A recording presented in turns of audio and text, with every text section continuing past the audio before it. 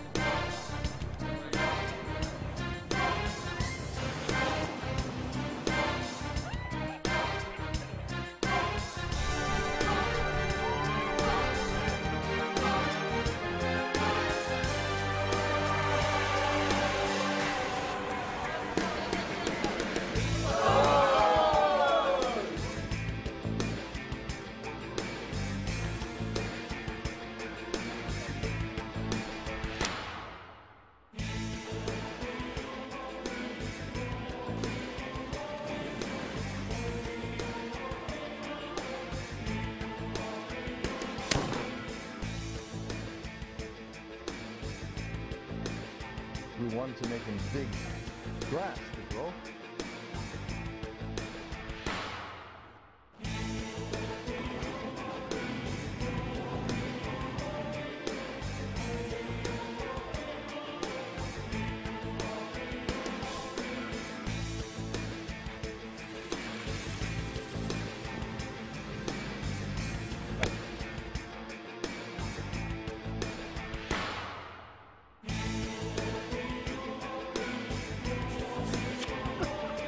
know what can happen here.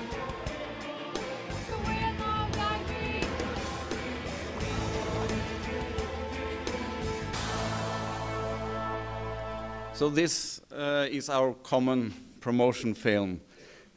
These businesses are located in the north of Norway, as you have heard, and even on Svalbard.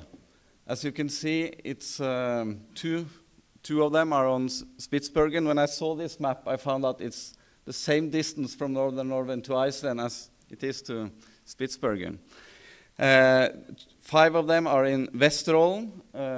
I'll show you a little bit a closer map afterwards. 13 is in the Lofoten Islands, in the surroundings of the town of Narvik. 3 on Hamarøy, and in the Bodø area is 5 of them. So when you talk about clustering and cluster theory, it's said that they are too far away to be able to, collaborate as a cluster. I'll tell you a little bit more about this afterwards. If you look at the main region, the region around Bodø, Lofoten Islands, Vesterålen, you can see that most of them, except from the ones in Svalbard, are in a closer region. Outside Vesterålen is the where you see the tail of the whale. It's called Vesterålen, and then it's the Lofoten Islands where you have these typical villages, fishermen's villages, and it's Narvik is quite famous also for spectacular skiing, and Hamsun is the Norwegian author is from Hamarøy, and Bodø, you can see down below there it's kind of the hub. Bodø is a town of about 50,000 inhabitants, and the University of Nordland is there, our research partner. The Nordland Research Institute is located there, and so that's the kind of hub in the cluster. When we discussed the situation, what is possible, what's the background for working with developing these tourism enterprises, and we did some research in 2007, 2008 about the position. I said in the title is from the background, or from the backstage to the front stage. We're talking about working with the tourism businesses that has been kind of invisible because the hotel chains, the airlines, the big players have always, been dominating the discussions about how to develop tourism in northern Norway or rural tourism in Norway in all, and we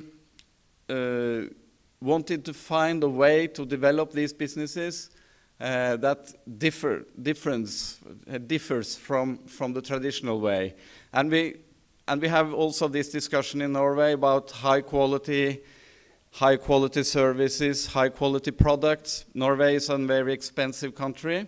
As you know, the Norwegian currency is very strong.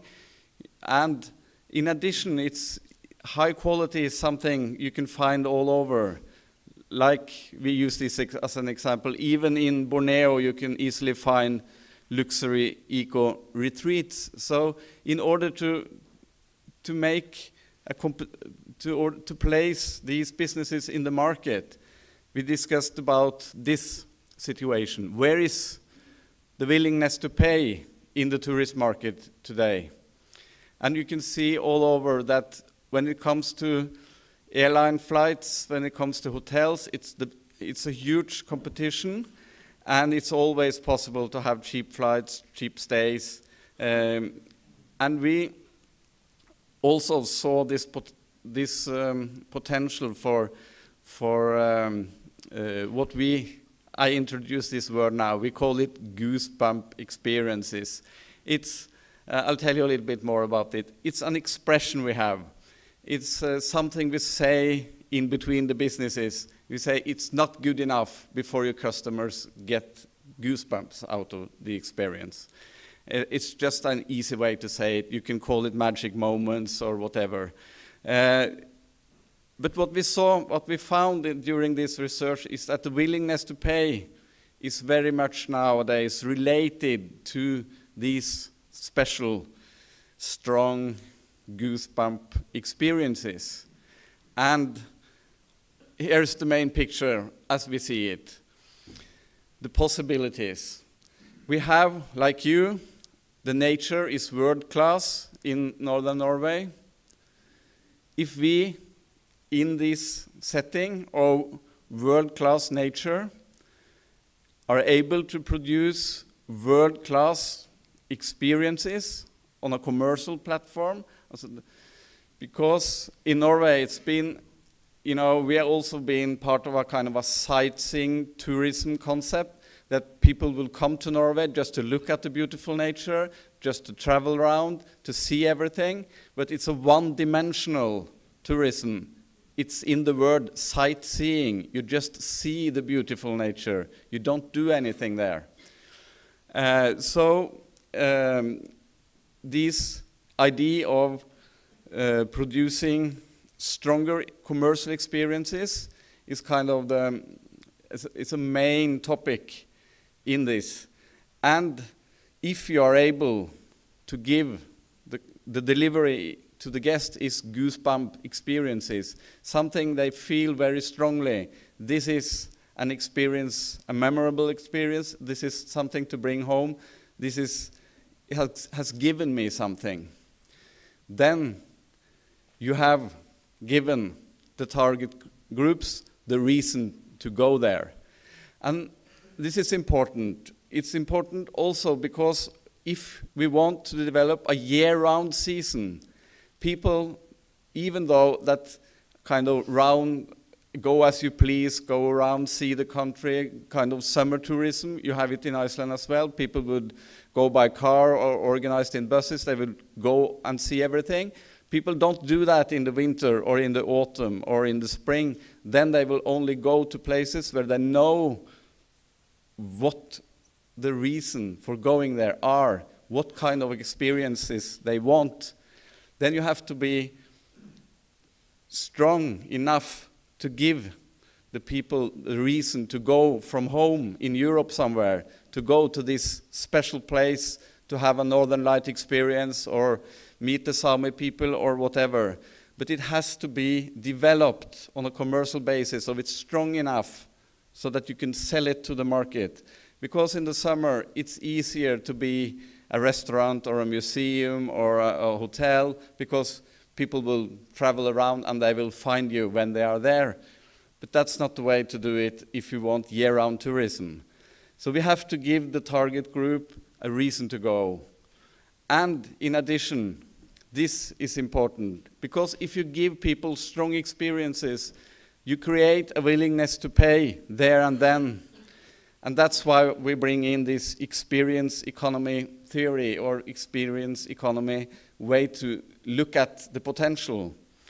Because in order to make these businesses profitable and earn money, probably we have the same discussion here as well, this gives an opportunity for higher value creation. So, okay, this is the background. You agree upon this? You understand this picture? So the vision for this cluster is on this background. We discussed this a lot within the businesses and decided upon this ambition. Okay, if this is the background, this is the possibility, the vision is together we shall enthuse our guests with world-class experiences. And related to that, we have some intermediate goals. Even more satisfied guests, increased degree of repurchase, higher value creation per guest, and increased attractiveness, experience value on all products throughout the year. That was kind of the platform for is the platform for this cluster. So when we organized this,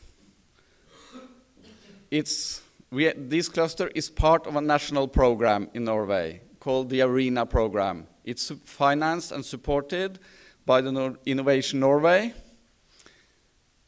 by the Norwegian Research Council, and by something called SIVA. They mainly develop, I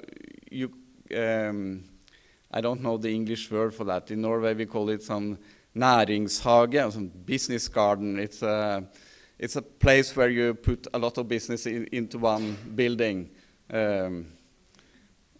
Yeah, you understand the word? Do you have this as well? Business park, I think the English word is. They're mainly working with business parks. The triple helix approach, for those of you who are familiar with working with clusters, the triple helix approach is that if you make the businesses work together with the researchers and together with the public sector, Innovation Iceland or the county or the state or the local communities, then you can, and you make this happen on, like on this bike, you are 3 times as strong as if you do everything by your own or you don't manage to get on the same bike and decide upon the same way of cycling.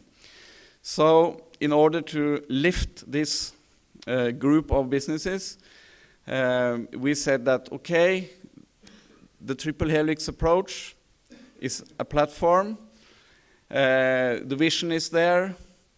You know, when I've talked about this in other countries as well, when I show this picture of these orcas, and I say they are not trained, they are wild, they don't believe me. But it's a world-class experience to meet those kind of whales out in the open sea. Okay, so we said that we have 4 strategies in this. The use of experience co-creation tools, I'll tell you more about that. Increase value creation is attached to making the businesses more profitable. Increase internationalization, we have to be stronger in the international markets. Same situation as you have. We have 500,000 people living in northern Norway. You have 300,000 living on this island. We have to, in order to develop a strong tourism business, we need international guests in order to do that. Today, in Lofoten Islands, about 40% of the guest nights are foreign visitors. 60% is still Norwegians. In Norway, Lofoten Islands is kind of also a holiday dream for Norwegians living in the southern parts of the country. If there is one place in Norway they would like to see, which is quite far away from where they live, it's the Lofoten Islands. But the aim is to develop international guest nights or international tourism. And it's to develop the relations within the cluster. Okay, I don't know how it is in your country, but when we look at the different kind of businesses that we have in this cluster, it's also a lot of different kind of persons and professions operating or managing these institutes or businesses. So it looks like the picture is like this. You have to talk to very different kind of people, and to make this into a cluster where we work together, it's a challenge. Is this the same situation in Iceland? You have all these kinds of professions working inside kind of tourism experience businesses. So I think that it's not the major part of these people. They are not trained or educated inside the tourism, but they have this passion for giving people experiences. They have this passion for doing what they do, even though it's starting up a restaurant or working with kayak tourism or whatever, whale watching. So, but the challenge then is to make this into kind of an organized situation, or learning them to play like a prepared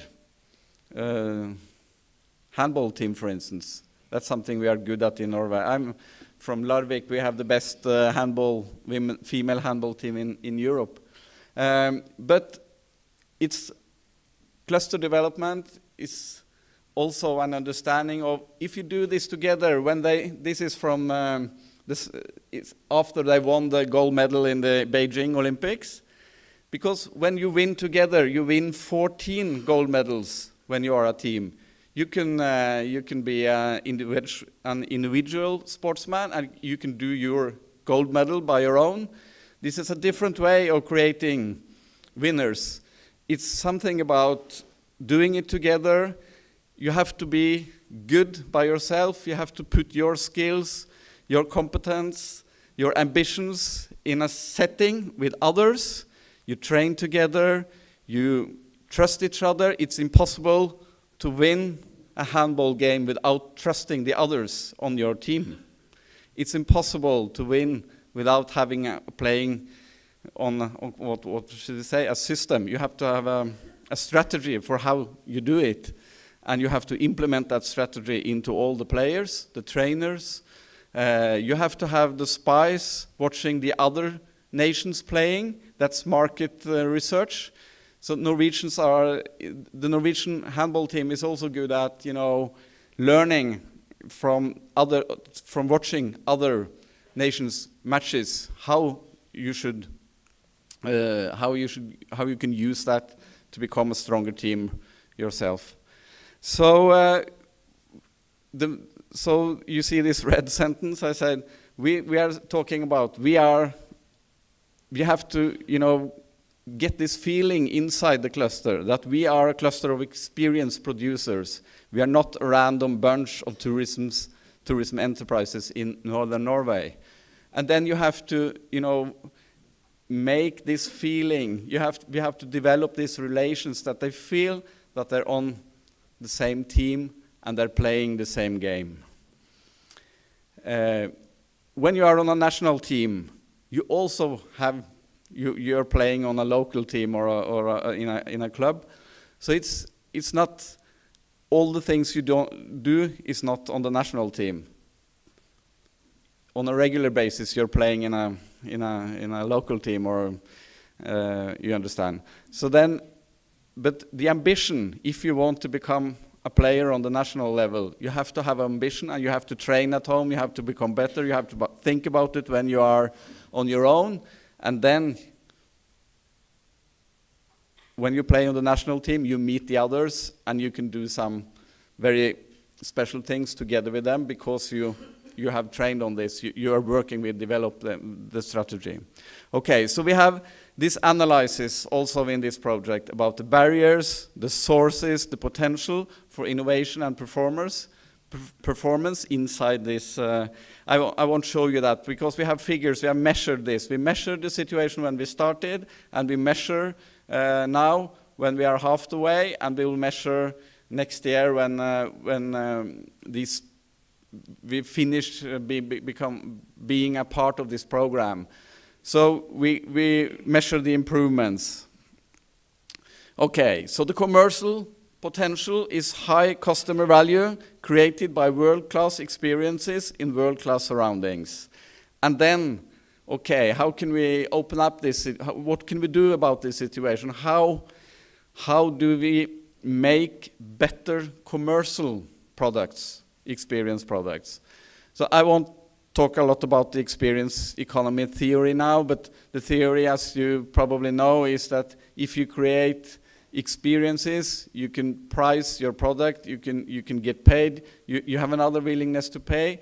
The potential for earning money is much bigger than if you just add service or you just make the coffee beans into coffee. That's the platform from the very short version of Pine and Gilmer. This, but how can we make use of it? How can we open up this experience economy theory? How can we get higher prices? How can we make the customers, the tourists, upgrade their products, buy more what kind of add-ons can we attach to what we are selling today in order to earn more money? How can we make them our ambassadors and get recommendations from them and make them repurchase what they have bought once? This is some of the questions that we have discussed, because the bottom line is the bottom line. You have to have more money out of each tourist in order to improve the bottom line. So we have been discussing how we can do this, and we have developed a tailor-made platform of how to create valuable experiences, knowledges. We have trained these people. We have and we have supported it by developing some practical tools for implementing this knowledge. I'll talk a little bit about that within the cluster businesses. And we have used workshops, like you train, when you train on a national team. You have to meet, you have to have workshops, you have to have best practice example, you have to test, you have to use case studies, and you have to give them kind of written documentation. And you have to bring in people also from other part of the creative industries. So what we did initially was to use the already existing concept developed by a center of expertise for the experience industry in Rovaniemi in Finland. It's called Leo Finland Experience Pyramid Model. It's a course 2 times 2 days where you work with the understanding of how to create a setting, because an experience is a personal thing. So you can create a setting where it's a potential for the guests to have their own individual and unique experience. And so we started with the theory developed by the Finns, in how you can understand how you can build these kind of experience products. I'm sorry if some of this I didn't realize some of it is in Norwegian, but the bottom line is individual, authentic, the story, multisensual, contrast, interaction. It's the words you have to deal with in understanding how you compose a commercial experience. And the other one is motivation, create interest. It's the physical niveau, it's the senses, realizing sense perception, and it's the intellectual level, you learn something, and it's the emotional level, you experience, and it's the mental level, change. That is, if the experience is so strong that you change your view upon something, you change habits, you change lifestyle, whatever. That's the top of the pyramid. This was very important because all the cluster members, they have been trained in this course, and that was the first platform for the creating the handball team, to get them to see themselves as experienced producers. And then we started to open up the experience economy theme by theme. We introduced dramatizing experiences to them, like in the theater. It's very easy, we find in Norway, to make theater instructors to work with tourism businesses, because you deliver with the audience there. I don't know the English word, but you know, the customer is present. This is the reason for the word co-creation. When you have a theater, you have to work with, you can feel the audience all the time. So theater instructors are also used to working with the audience there at the whole time. So it's something about the understanding of creating and dramatizing something with the customer or the audience present. So it's easy to make theater instructors talk with tourism business operators, we found. And it's also about defining your stage, like in the theater. Because in the theater you have surroundings, you have you make a room, you make a setting, you create an atmosphere, sound, with light, with how you create the stage. It's the same. You have to know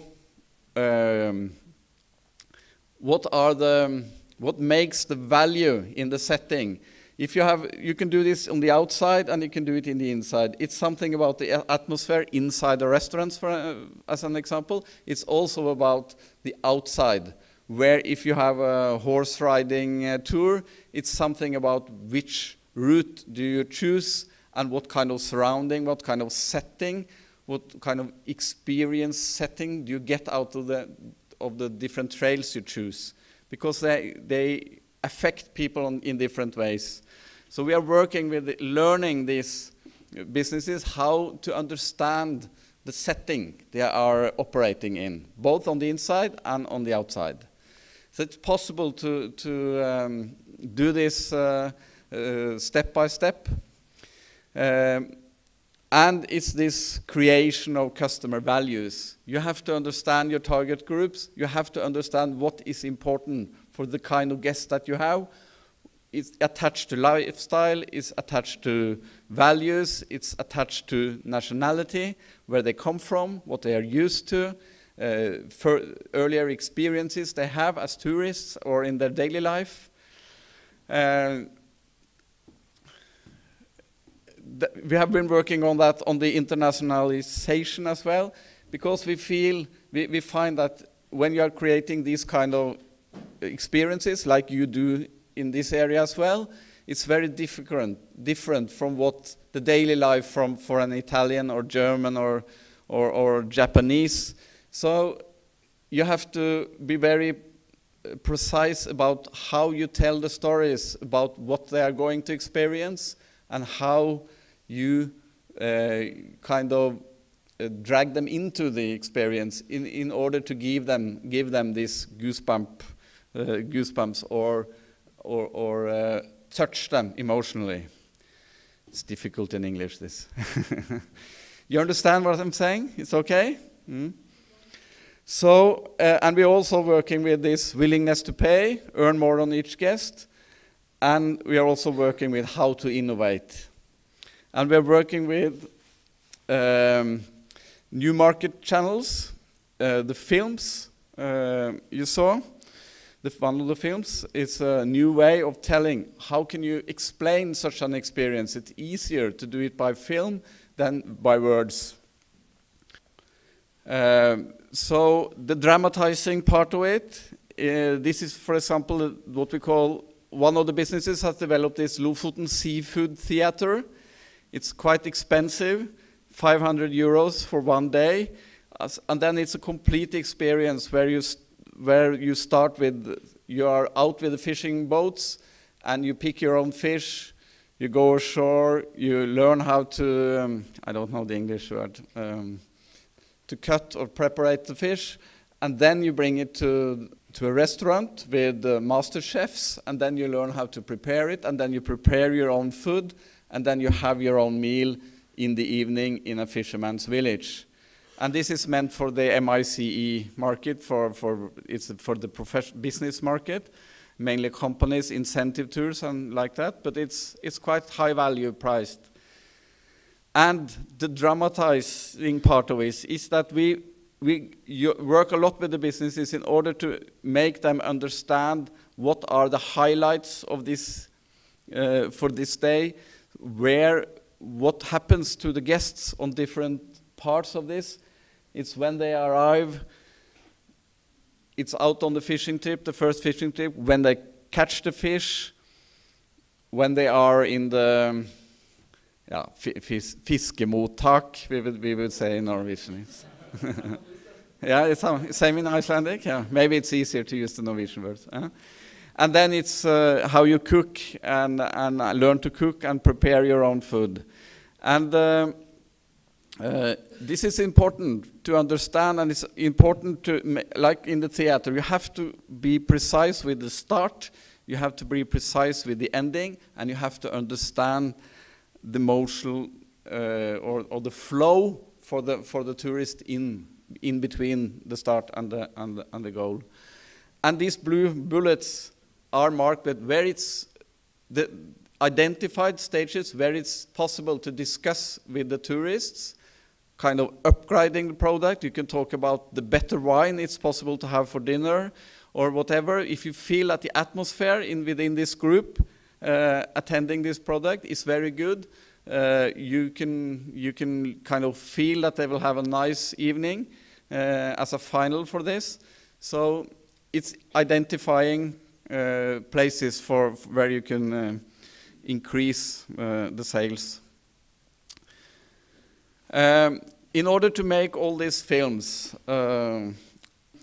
we used one film director, and he traveled to all the businesses and he worked together with them on each site, and in order to look for what is the magic moments in your product, what is it you want people to come here for, to experience, what are the reason to go and visit your place, your product, your experience. So we got funding for making these small commercial YouTube goosebump films because they were attached to the developing process of the businesses understanding their own product and communicate the product to the outside world. So I want to show you one more, but I'll do that later on. And then we also found that a lot of these people, they don't have a marketing or they don't communicate their product. It's difficult with tourism because you are telling people to buy a product that they haven't seen or tested. Like when you buy a car, you can try one, or a washing machine, you can try one. Then it's more complicated. And when you have these kind of experienced products, it's difficult for the customer in another country to understand what it's all about. So in addition to the films, we started working with the Norwegian Design Council in order to improve the communication platform they use and the visual identity. So this identity also is more correct or give a better understanding of what kind of businesses these are. One of the eco farms attached to this sells a lot of cheese. You saw it on the film, the goats and the cheese making. They have now changed their design. It's made by professionals now. It's redesigned, and the sales increases immediately because it's always been good products, but it's been kind of homemade design on it, so it's difficult. So the use of design gives effects. It's the same with this attraction. It's built by Stephen Hall, and a famous American architect.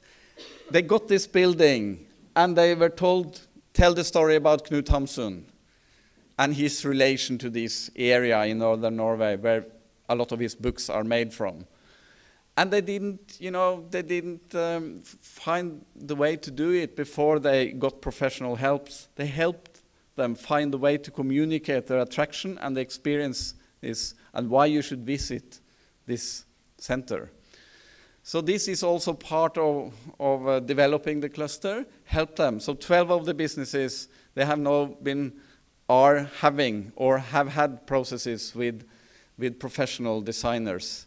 And it's all organized by the Norwegian Design Council, and it's partly financed by Innovation Norway. So they get funding, the businesses get funding for doing these processes. And So we also have a hotel like this in the cluster. It is recently nominated Tourism Business of the Year 2011 in Norway. And in order to make use of these tools that I have told you about now, they are now since 1 or 2 years famous now for their experience banquets. They this is a chain hotel, regular chain, but they have kind of broken through the frame of the chain concept, and also for the first time a hotel in this chain has been given the award, a bronze medal for best hotel breakfast in Norway. And on this breakfast you can find this cheese from Ålangård, and it's part of that. And when they develop their experience banquets, they also collaborate with other members of the cluster. For instance, when they have conferences, when they have outdoor adventures attached to them, they always use XX Lofoten, one of the other businesses. They do all the arrangements on the outside.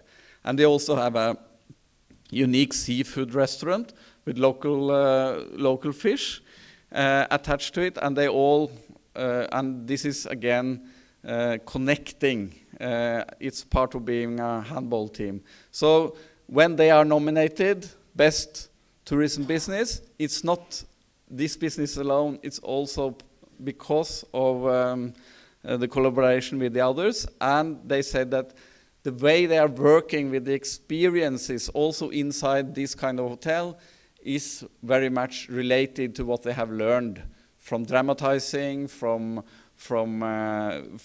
working with the filmmakers and so on. So quotations. Erik from this hotel said they made a Christmas time banquet. They have had one. When they renewed that one with and produced it like a theater experience, the sales went up a lot, and so they can see on the bottom line now that this is smart. This is a smart way of working with the hotel they have and the concepts inside the hotel. The art gallery, one of the art galleries, is investing 11 millions now because he had this art gallery and he didn't understand how he was going to finance a further development because they have so much they want to show. So now they are putting, working together with the hotels in the town of Bodø, making cultural experience dinners in the gallery where you eat a gourmet meal in the art gallery while he, as the owner of the gallery, tells you all about Norwegian painters and Norwegian arts. And it's a success. So now he's building now. And he felt that becoming part of this cluster, he was on his own. He had no idea what others were thinking about when it comes to this kind of experience is that he could make in his art gallery. And suddenly he was part of a team, and then he got a lot of inspiration, and he was also considered a more serious business from the banks and the financial institutions. So he got his loans now. Lofoter Viking Museum, it's all about telling people about the Viking history. They also say that it's been very important for them. There's a lot of people working in this museum. They have never thought about dramatizing the story in this way. So he said it's been a push into the way they develop all the experiences in the Viking Museum, which has been very important for them. And we also are working with the R&D sector, and we also have Hanheidi is attached to the. She's a member of the steering committee for the cluster, formerly brand manager of Tourist Bård of Nordland. She's now working on a PhD, and she's diving now deeper into what makes these magic moments for the tourist, immersion during nature-based tourism experiences. And it's kind of interesting that when she presented her paper about how she's going to work with understanding better how tourism businesses can develop these memorable, strong experiences. So they have a very huge marketing effect as well. She wants to dive deeper into finding out what makes these experiences. And she is doing quite a huge research on the different members of the cluster now in order to find more about this. And the way they are going to do this, and she presented it on a International Tourism Researchers Conference this summer, and her approach, the way she sees this and want to work with, was given the best paper award on this conference and most innovative paper. So there is a huge, there's a lot of things that we could do in order to help the tourism businesses develop their experiences together with the researchers. We have other research projects as well attached to this cluster development in order to help the businesses develop the necessary tools that they need to produce better experiences. So when it comes to cluster development, here is some results. In 2 years, building relations between the corners of the triple helix triangle has moved the share of cluster members considering research as a medium or important source for innovation has moved from 5% to 25%. We bring the researcher out in the field to work together with the cluster members. Very, very important. The importance of tailor-made seminars, conferences as knowledge sources has moved from 42% to 90%. We have tailor-made these workshops in order to, make them targeted for developing this. And we also invite other businesses in the regions to participate in this. But it's working.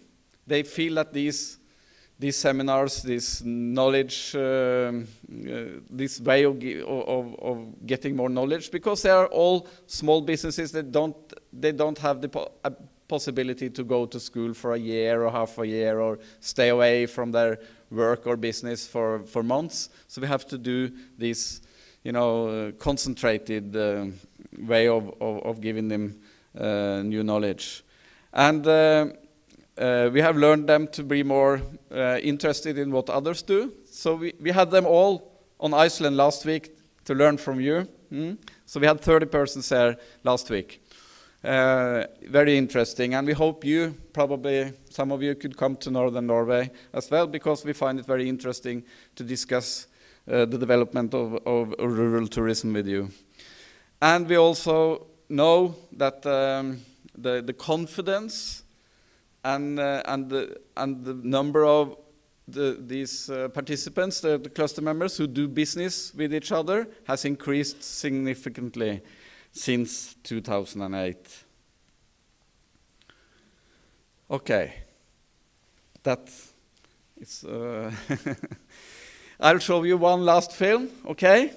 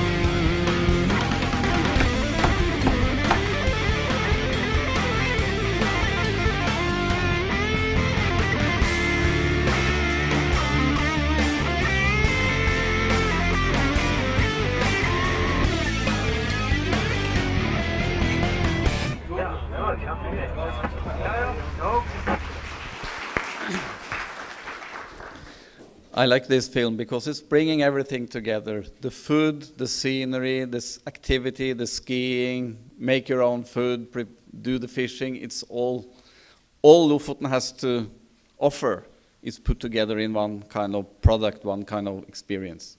Okay, thank you. Thank you, Bård.